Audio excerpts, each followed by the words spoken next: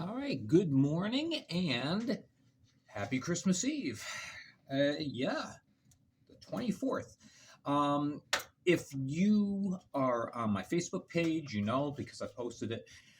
Obviously, I'm not going to be posting anything tomorrow, so because it's Christmas. So I'm taking a day off. Anyway, okay, so interesting night last night, and we're saving the craziest for last. But anyway, okay, things started off last night in Carolina. A nice sellout crowd there at the Annex as we had the big dog fight between the River Dragons and the Thunderbirds. And this has followed kind of a standard script. Going back to last season, just counting the regular season, I'm not counting the playoffs. Same pattern. In the last 5 times these two teams have played, Columbus storms out to an early lead, and Carolina claws its way back, and in the end, Carolina ends up with a victory. And they did last night, 6-3. So things started off crazy for the Thunderbirds. Carolina gets on the board first. It's Kyle Moore scoring at 9:01. Shots through the first half of the period were 11-0 in favor of the River Dragons. And then slowly but surely, Carolina started chipping their way back. Peter Panachik scores at 13:49. Gus Ford gives the Thunderbirds an early lead, 14:30.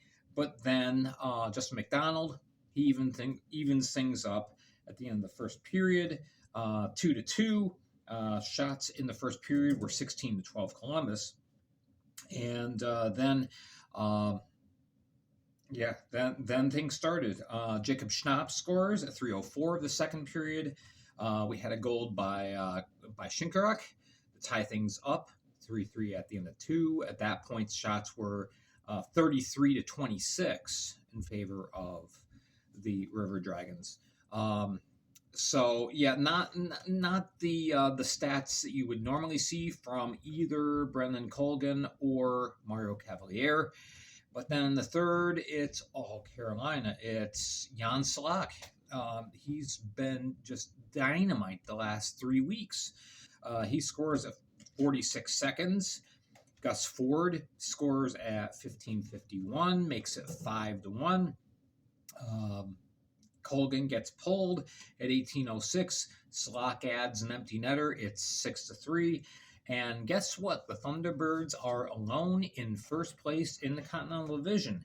Now with a record of 16-3, Columbus falls to 13-2. That's a fantastic record for a second place team, huh? Colgan ends up saving 36-41 in just under 57 minutes played because, of course, he was pulled for the extra attacker for a while. Both Salak and Ford with 2 goals on the night, and Cavalier stops 51-54 and keeps his numbers nice and neat atop of the goalie leaderboard. Next game, rough weekend for Elmira. Really, really rough weekend. Having extra players in the roster doesn't help, apparently. 9-1, a complete washout in this game, and it was all Motor City right from the get-go. Josh Colton scores at 2:08 on the power play. TJ Sneath gets his first on the power play at 6:17. Gets his second on the power play at 16:05. And not a good night or weekend for Sammy Bernard. Meanwhile, Rico Suave, Ricky Gonzalez in Motor City's net, he's having himself a good night. We go to the second, and it's Nicholas Miguel Diaz scoring at 11:31. I'm sorry, actually, before he scored, Larry Vartiainen actually got Elmira on the board, and there was a glimmer of hope. But then the rest of the period, it was all Motor City. Motor City outshooting Elmira 17-7 in that second period. And then in the third, the Rockers just poured on. Mike Wynn scores. Cade Lambden scores. At that point, Joseph Ackley comes in relief of Bernard. That's at the 3:30 mark. But TJ Sneath ends up getting his hat trick, all on the power play. Cade Lambden scores again at 17:08, and Scotty Koash adds a goal, keeps his goal streak going at 18:02. So yeah, all Motor City, long bus ride back to Elmira for the River Sharks. Vertiainen did have the goal, the assist going to Brendan Contrado, so there's a name we haven't heard in a while. Bernard saving 33 of 39 in 43-30 played. Meanwhile, Sneath had his hattie, and Nicholas Miguel Diaz, he ends up having a goal and 3 assists, and Gonzalez just misses the shutout, 27-28 saves, and that gets him the win. So Elmira falls now to 6-11-0. They had a golden opportunity to maybe leapfrog Watertown in the standings, and just didn't happen. Motor City improves to 11-5-3. All right, so on to Danbury. The Port Huron Prowlers playing the back end of their 2-game trip to Danbury, taking on the Hat-Tricks. And of course, yesterday was a shutout, and things didn't look good for a while either last night for the Prowlers. We had goals by Jared Yao on the power play and Jacob Ratcliffe in the first period. Danbury is up 2-0. They make it 3-0 in the second. Goal by Harwell. And so, yeah, we're going on 5 periods now of being shut out for the Prowlers. So, they have a meeting during intermission, and they come out on fire and play well, win the third period. Liam Freeborn, he scores. Brandon McCard scores on the power play, and then time's running out, so they pull Sokolov for the extra attacker. Schumacher scores with the extra attacker, and we're tied up at 3. Shots in the third period were 18-9 in favor of the Prowlers. They just took over the game. And then it all came unraveling in overtime. McCollum being in goal for the Hat-Tricks, Sokolov in goal for the Prowlers. So we're in the in the overtime period, and Tucker Scantlebury ends up taking a tripping penalty. 1:37, worst possible time to take a penalty, and yeah, it's Jacob Ratcliffe scoring the game winner exactly 1 minute later, and it's a 4-3 overtime win for the Prowlers. It's crazy. The last 5 minor penalties that Scantlebury has taken, the team has given up a goal on the kill. So it's kind of weird. But anyway, so Freeborn has his goal and assist. Picard with the power play goal. Sokolov stopped 31 of 35 shots in 61:43 of ice time. Meanwhile, for the Hat-Tricks, Ratcliffe has 2 goals and an assist. Yao had a goal and an assist as well. And McCollum, he gets 2 wins on the weekend, stopping 30 of 33 in 62:33 played. So, with it being that this is an overtime loss, Port Huron's record now stands at 7-8-3. Danbury improves to 10-9-2, trying to keep pace with the Motor City Rockers. There's a gap of, I believe it's 8 points. Don't have the standings right in front of me. But anyway, Danbury ends up with two home wins on the weekend. And Elmira is coming one way from Michigan. Port Huron's going the other way to Michigan.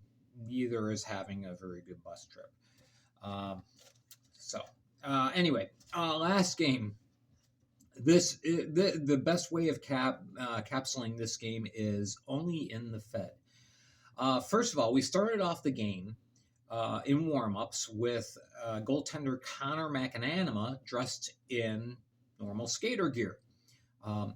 He actually did play forward in high school as well as goaltending. But anyway, so yeah, McAnanama dressing as a forward, and so that's weird enough in and of itself. The second weird thing was started off the game with only 3 officials, as one official ended up driving to the wrong arena, ended up appearing in Watertown, and oops, there's no game here. Had to make the quick 2-hour, 15-minute flight down to Binghamton, and ended up taking the ice a little after 5 minutes into the first period, but only in the Fed. All right, so as far as the game itself, Sam Levici in goal for the Black Bears. Eli Bouchard once again in net for Watertown after, even though he took the loss Friday night, he had played well, so Bouchard's in net again. And mostly through most of the first period, things were even. Finally, Connor Smith breaks the deadlock, scoring the opening goal at 17:27. Then in the second period, Black Bears turned it on. Andrew Logar scores at 3:29. Tyson Kirkby scores at 15:11. And then Dan Stone scores off of his head. There's a shot from the point. The puck bounced off of Bouchard's glove, popped up in the air, and just off of Dan Stone's helmet and into the goal. Only in the Fed. So that made it 4-0 at that point. Finally, Chwetton Blacksmith, he ends up getting the Wolves on the board. Blacksmith, despite the outcome of this game, Blacksmith played a fantastic game. He had provided all the offense for the Wolves this weekend, but he was also great on the forecheck, great in along the boards, digging out pucks, winning individual battles. He really played excellent this last weekend, and it's a shame that he didn't have much to show for it except for some individual stats. So he gets the Watertown Wolves on the board, and so we end up the second period. At that point, it is 4-1. Well, not quite, because Tyson Kirkby scored with 12 seconds left, so that made it 5-1. Shots were 28-11 in favor of Binghamton in that second period. So anyway, Bouchard's night is done. It had been a long, rough 5 periods for him. So change things out. Owen Liskovitz comes out for the Wolves, but the results are not any better. We have a goal from Jesse Anderson at 5:14. And then Don Olivieri scores in the power play, 15:25. Ensuing power play, Justin Samaro scores, 16:07.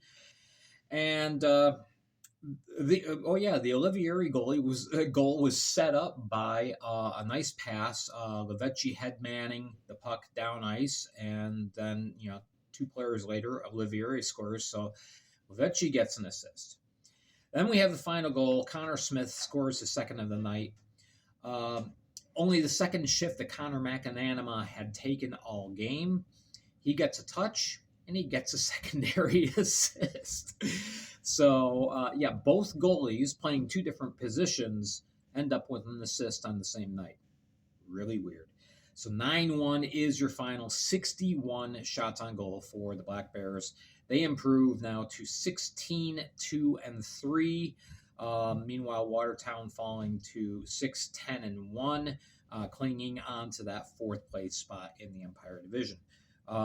Bouchard did stop 38-43 in the 2 minutes played, but just wasn't enough. Levici stops 25-26 as an apple. has a nice Christmas. And I hope all you guys too. I hope you have a wonderful, wonderful Christmas, wonderful holiday.